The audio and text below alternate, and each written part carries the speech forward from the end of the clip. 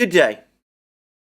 There is still a dearth of news about what is going on the Ukrainian battlefields, except that Denis Pushilin, who is the head of the Donetsk regional government, has come and said that there's been significant progress made by Russian forces in Marinka, that the Russians are continuing to make headway in Bakhmut, and that they're also making progress in a place called Gorlovka, near Gorlovka, which is also another town in the Donetsk area.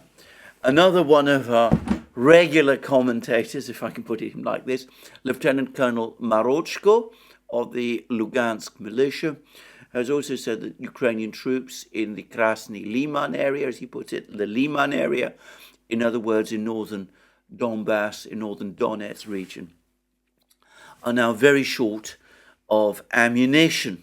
I'm going to return to the topic of ammunition shortly. Alongside all of these reports from Russian sources, which, as I say, don't tell us a huge amount, there was a very interesting report in The Guardian which admitted that Russian electronic warfare is now becoming increasingly effective in preventing Ukraine's effective use of its drones. And there's some suggestions that Ukrainian use of drones will become much more difficult within the next few weeks or months. One Ukrainian soldier put it up to 4 months, but that might be an optimistic estimate based on some of the other things that were said in the article. Meanwhile, we've been getting more and more information about the Russian Air Force being much more active on the battlefronts. There was reports of more Russian airstrikes in the north, around the Zarublets River. I'm not quite sure where that is, but apparently it's somewhere on the front lines, and I get the sense that this is somewhere in on the northern areas of the battlefronts.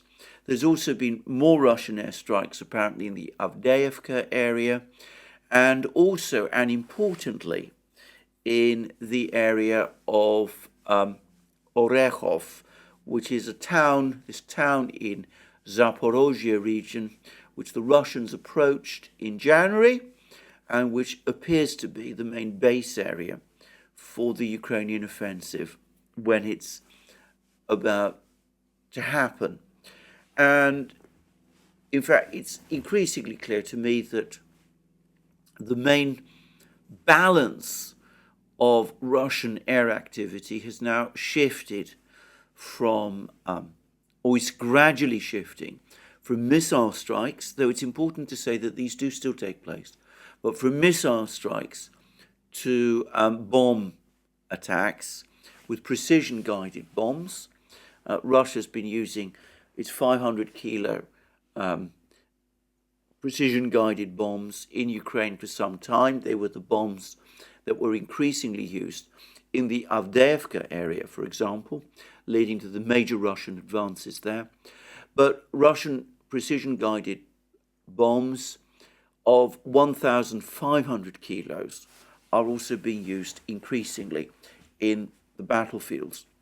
Now, when I say this, I would say that this is not yet remotely an air campaign on the scale of what the United States would launch, say, against Iraq back in 1991 and in 2003. We're not looking at air campaigns on that kind of scale.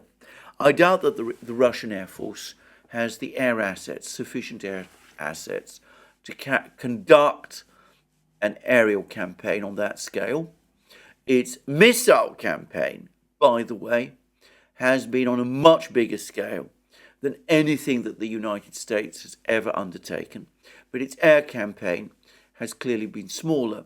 That's partly because some Ukrainian air defense systems still undoubtedly survive. The Ukrainian air defense system still exists. It's not been completely extinguished. So the Russians have to be careful. They can't send fleets of aircraft and fleets of bombers operating over Ukrainian battlefronts and Ukrainian cities and over logistics centers, as if there was no Ukrainian air defenses to speak of. I think it's also a function of the fact that Russia anyway has a much smaller air force than the United States does. It's a powerful air force by the standards of any country other than the United States, but it is significantly smaller, very much smaller than the air force of the United States. So I don't think that Russia actually has the capability to conduct an air campaign of the kind that the United States regularly does in the various wars that the United States fights. But maybe the Russians calculate that they don't need to. And I would point out that given that precision-guided aerial bombs don't use rocket or jet engines, apparently after they're launched, for most of the distance that they travel, they operate in a kind of automated mode, so they don't actually, they're effectively jam-proof as well. They're much more simple pieces of equipment than cruise missiles are, by way of illustration. That means that using them must be an awful lot cheaper than using cruise missiles and long-range missiles like the Russians have been doing. So from a Russian point of view, it makes complete sense now that they can operate their aircraft increasingly over Ukraine, that they should be using more bombs and in more quantities and doing probably more damage with these bombs than some of these cruise missile strikes can. Certainly no Russian cruise missile carries the amount of explosive in its warhead that a 1,500 kilo bomb kilo bomb can do. And I think if we're talking about attacks on bridges, that basically it makes more sense, in fact, to use these bombs than it does to use these missiles, as I've speculated about in the past. Now, before I leave this particular topic, I would say that it's been interesting to see that the Russian Air Force has been using bombs increasingly against bridges. And given that the Russian Air Force doesn't have a huge amount of experience in using precision-guided aerial bombs, certainly not the sort of experience that the US Air Force does, I suspect that some of what is going on is basically the Russians familiarizing themselves with the techniques, learning how to use bombs and how to use them most effectively. So they're launching bomb attacks on relatively small bridges for the moment, using, so far as I can see, only 500 kilo bombs at the moment. And of course, as they gain proficiency and understanding, perhaps they will start to deploy the bigger bombs, the 1,500 kilo bombs against bridges, the bigger bridges, maybe even the Dnieper bridges later in the war. And can I say that I suspect that even a single 1,500 kilo bomb would probably not be enough to destroy one of these massive bridges that the Soviet Union built across the Dnieper, but perhaps 3 or 4 bombs could, and it would certainly be cheaper to launch or to drop 3 or 4 precision-guided bombs against a bridge than to launch a couple of hypersonic missiles against a bridge, which is what I was speculating that which is what I was speculating that the Russians might do in earlier programs. So it seems to me that the Russians are rehearsing, they're preparing, they're gaining ground in these crucial battlefronts, they're continuing to make progress. Incidentally, there have been a number of reports that the Ukrainians were able to prevent the Russians closing their pincers around Bakhmut. And I think this is true. I mean, the Ukrainians deployed large numbers of troops to the Bakhmut battlefronts. They held on grimly in places like Ivanivska and Khromovo. The Russians have never, so far as I know, fully occupied areas of these roads, not until this point.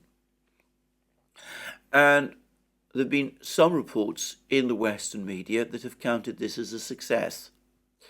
I don't think this is correct at all.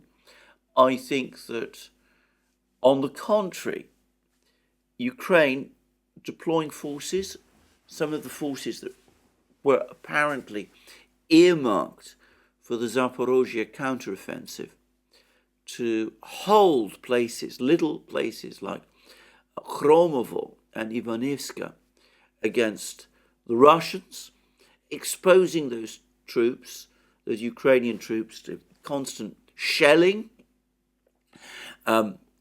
leading them to suffer heavy casualties, and to continue to try and use these roads to send in supplies into Bakhmut at night. I've discussed in previous programs the harrowing pictures I've been seeing of the devastation that this is causing to Ukraine, that we see the roads now littered with burnt out Ukrainian vehicles. And as I said, I suspect lots of men have been dying trying to use these roads and the fields and the country lanes. Well, all of this, it seems to me, is completely misconceived. And I think it's what the Russians want to see happen. After all, it was General Surovikin who, way back in October, I think it was, gave an interview saying that his aim was to grind the Ukrainians down.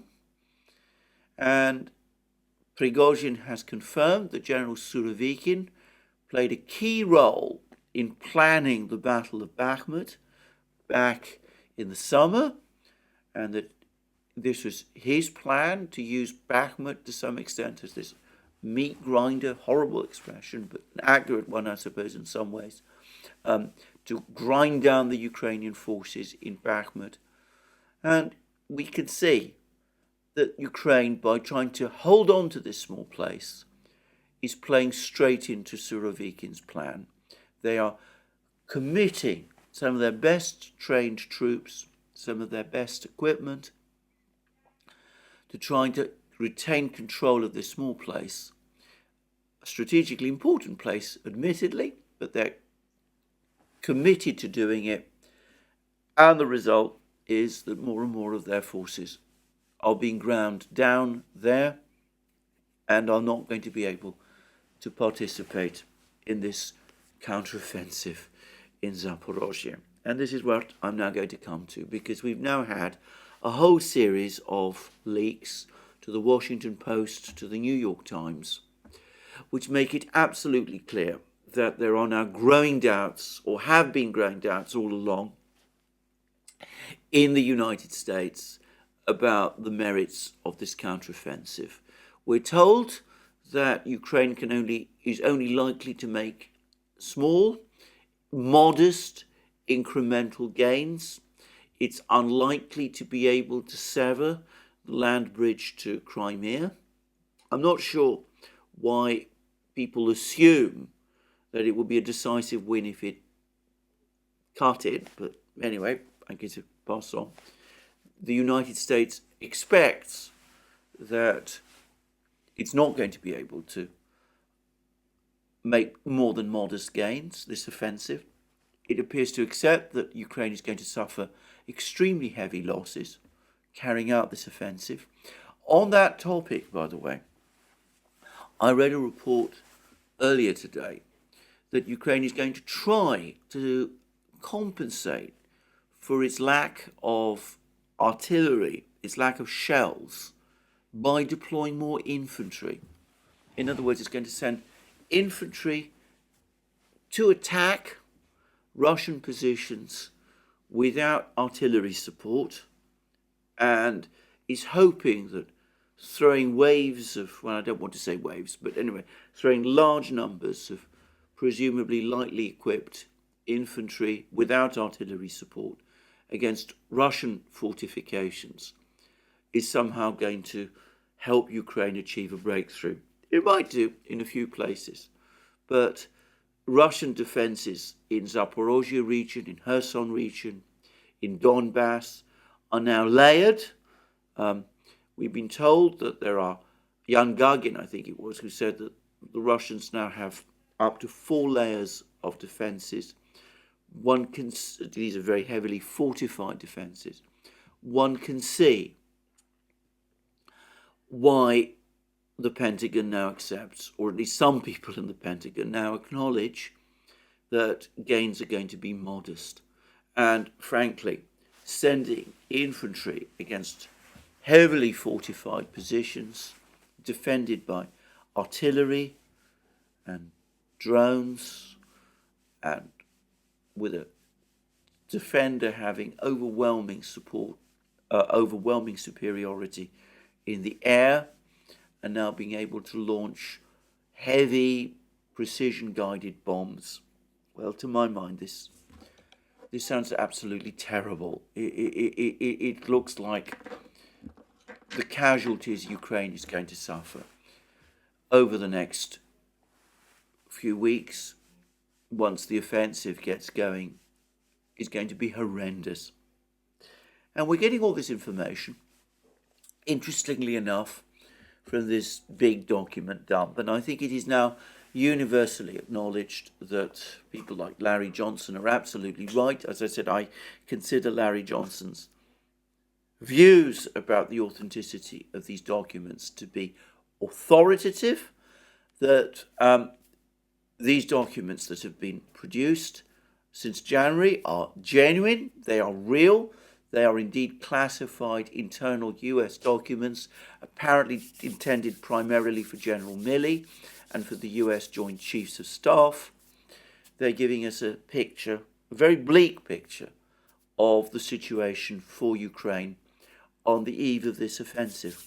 And by the way, these documents also make it very clear that if the defensive fails, or if it fails to achieve a breakthrough, then there is no possibility of Ukraine being re-equipped again to the level that it was last summer, or again this winter, in preparation, in anticipation of those offensives that took place in the autumn, and of this offensive which is coming this spring or summer. So that brings me back to the fundamental question. First of all, a few fundamental questions. If so, if these documents are genuine, who leaked them? I have no doubt that they were leaked now by people within the Pentagon. In fact, I'm going to make a guess. I think this was a carefully planned, authorized leak, authorized by somebody very important with access to this kind of information, and probably widely discussed. I have spoken previously about the fact that there's clearly been an argument going on at the highest levels of the US government. We've got the first indications of this with the publication of that Rand Corporation study some weeks ago, which said that the United States could not afford a prolonged war in Ukraine. A prolonged war in Ukraine was contrary to US interests. And there were other studies from all sorts of places. There's a study from the CSIS about, in fact, there's been more than one study, about US ammunition and weapon system shortages, that this war is intensifying. There's also been lots of reports about the fact that the Europeans are no longer able to sustain support for Ukraine at the necessary levels. It seems that the plan to supply Ukraine with 1 million artillery shells from the European Union has now collapsed. It's not going to happen. It seems also that the plan to supply Ukraine with large numbers of MiG-29 fighters has also collapsed. Slovakia is complaining that the MiG-29s, its MiG-29s, some of them are in very poor condition. They may not be flyable. Bulgaria is now saying that it's not going to supply MiG-29s at all. And there are reports coming out of Bulgaria that the MiG-29s that it does have, some of them are not in flyable condition, and those which are would probably only be able to keep flying until the end of the year, because without Russian technical support, they can't be maintained for long. So all these problems all starting to accumulate. And there's been more reports about problems with JDAM bombs. These are the American precision-guided bombs, which the Ukrainian MiG-29s were expected to use. And it looks as if these aren't working out very well either. And there's been discussion, apparently there's been some agonizing as to why this is going on, why the Russians are able to use precision-guided bombs with such effectiveness in Ukraine, whereas the Ukrainians with American, comparable American bombs are not. And again, it's been suggested that the Russians have found some way to jam the GPS signals that operate these bombs. I'm not going to even try to guess whether that's true or not, that there are also problems with fusing and all kinds of things. I suspect there's a lot of compatibility issues trying to launch bombs of this kind from rickety old Soviet planes left over from the 1980s. I've discussed before that it seemed to me, well, perhaps not an impossible thing to do, but one which would present huge problems if done in the limited time that the offensive allowed for. So all of this information is piling out. It's clear that Ukraine is not going to be able to rebuild its army if its army is going to be destroyed in this offensive, as it looks like it will be. And it looks as if the Pentagon itself doesn't believe that this offensive can achieve anything more than modest gains. So why go ahead with it? Well, I've discussed this many times, and as I said, I come back to my point about the fact that there's clearly a conflict underway in the United States between the more realistic people, the uniformed military people in the Joint Chiefs of Staff and their various sub-agencies, and to some extent, as is now clear, in the US intelligence community, and by contrast, officials in the State Department and the National Security Council and the White House.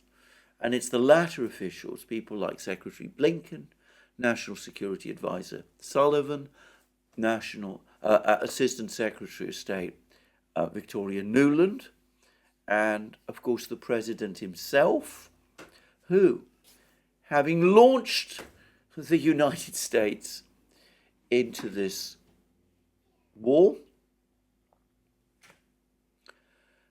cannot now pull back from it. And they are determined to have this offensive happen, despite all of the advice from the experts that it's not a good idea. And we saw the same thing happen with the sanctions, the freezing of the Russian central bank's reserves, the cut-off of Russian banks from SWIFT, all of those things, the oil price caps. The experts were united in advising against these moves. They were done anyway, and now the advice of the military experts is being disregarded as well, because the people at the center of decision making in the United States are now so deeply committed to this venture that they cannot pull back.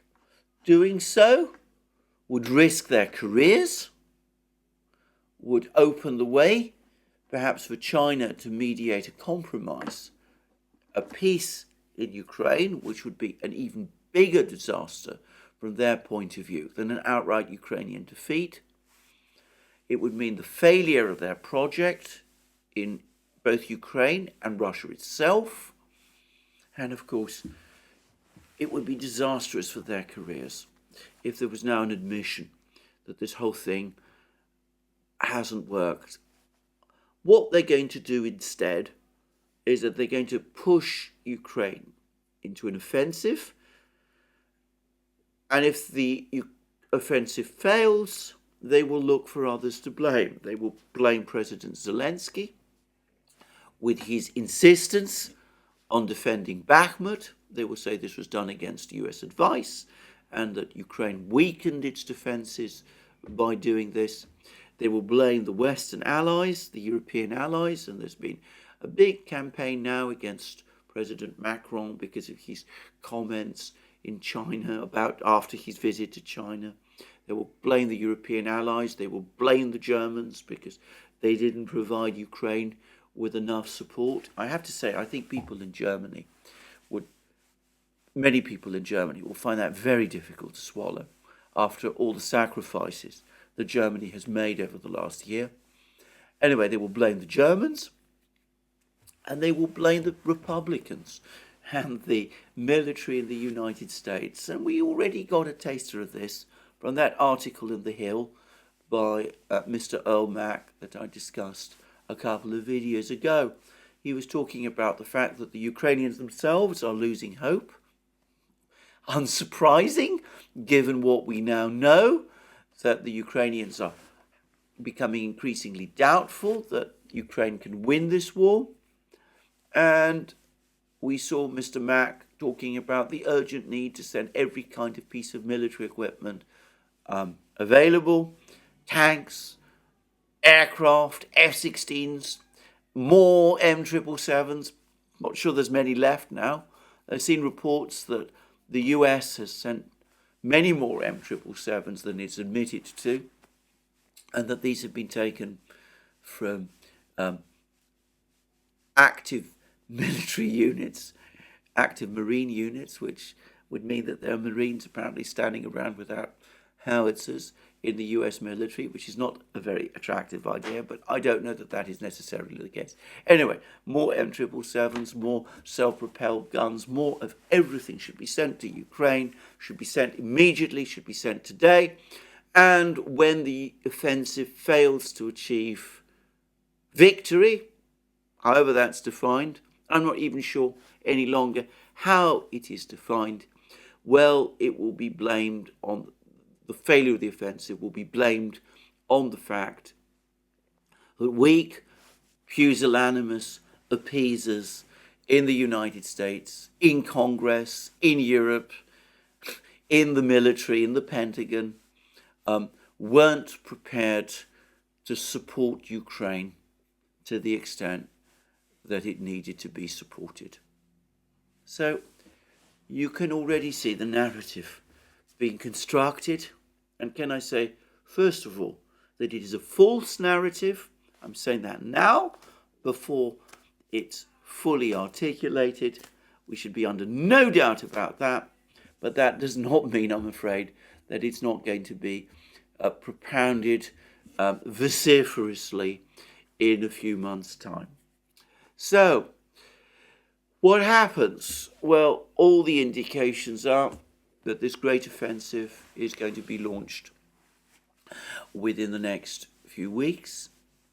Ukraine is going to collide against these big Russian defenses, these big Russian fortifications. Wherever that offensive is going to be directed at, I'm not sure whether it will be towards the south, Zaporozhye, or in the north, in Kremenaya, Svatovo, and all those places. But I think all the indications are strongly point to the south. There'll be intense fighting over the course of the summer. Ukraine is going to suffer horrendous casualties. We're going to stagger through to the autumn. Ukraine will still have a military in place at that point, but it will be severely weakened. Most Russian reserves will have been held back. It's likely that Ukraine will have achieved only some gains, but even if it breaks through to the Sea of Azov, I don't think that's going to have the decisive effect that some people think it will. And then the war will continue. Ukraine will be ground down. The Russians will break through to the Dnieper. And the war will end with the Russians dictating terms. And that seems to me the most likely outcome. And we will have bitter recriminations in the meantime as well. Now, that's all I'm going to say about the war today. I am going to return briefly to this perennial topic of the ruble, one which is constantly brought up, because there is, as I said, the fact that the ruble has weakened. All kinds of people come to me and tell me that this is somehow proof that the sanctions are working after all. Well, the Russian central bank has now explained the position of the ruble, the weakening of the ruble, and I'm just going to read what the central bank's deputy governor, Alexei Zabortkin, has said. The weakening of the exchange rate of the ruble results from the fact that we are now undergoing the bottom of export receipts due to their dip in early 2023. And Zabortkin went on to say that it is also necessary to take into consideration import dynamics which are recovering after last year's drop.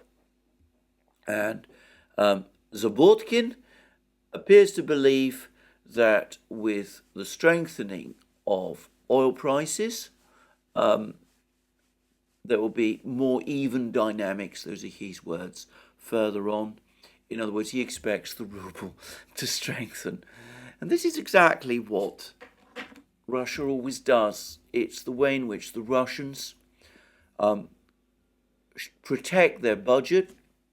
They sell their oil. Well, historically, they used to sell it for dollars. To some extent, I suspect they still do. But they also sell it for various other currencies, for Chinese RMB, for rupees, for all sorts of things. They then let their currency fall in value against these currencies when oil prices fall. That means that when they convert their foreign currency receipts into rubles, they get more rubles than they would otherwise do if the ruble had been strong. And that way, when the energy companies, the oil companies, pass on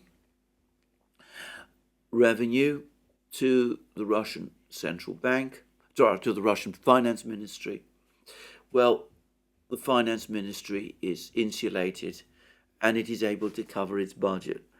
Now, that's all that there is to this, as well as the fact, as I said, that, as Zabortkin has said, that apparently there's been an increase in imports, and that has also obviously put pressure on the ruble as well. The ruble today is its particular level at any one point in time is entirely governed by trade dynamics. It has no other cause. Back in the summer, when the ruble was trading at around $60, 60 to the dollar, oil prices were very strong and imports in Russia had collapsed. So the ruble was very strong at that time. Imports have now recovered. Oil prices are softer. So the ruble has weakened. That is all there is to it. Now, can I say that the fact that imports have been rising points to economic recovery within Russia. It is becoming increasingly likely that we are going to see the Russian economy return to growth this year. That is what the IMF was predicting at the end of last year. I've seen that the World Bank has now also revised its projections for the Russian economy. It expects that, well, it still expects a contraction, but a smaller contraction than it had previously anticipated. I think that the indications at the moment point instead to an outright expansion, in other words, growth. We're still early in the year, and I'm not going to say this is definite. We'll see whether oil prices do indeed continue to rise. That will greatly depend, I think, on whether or not there's a big recession in the West. If they do continue to rise, then the ruble will strengthen. But one way or the other, I think it's likely that we're going to see growth in the Russian economy this year. So just wanted to say all of those things. I'm not going to say more today. As I said, I'm under some time constraints, as you all know. I wish you again a very good day. This is where I finish. Just to say again, more from me soon. You can find all our videos on all our various platforms: Locals, Rumble, BitChute, ODYSEE, Rockfin and Telegram. You can support our work via Patreon and Subscribestar. Don't forget to check out our shop. Also, if you've liked this video, you can press the like button and check your subscription to this channel. And that's me for today. And I wish you a very good day and more from me soon.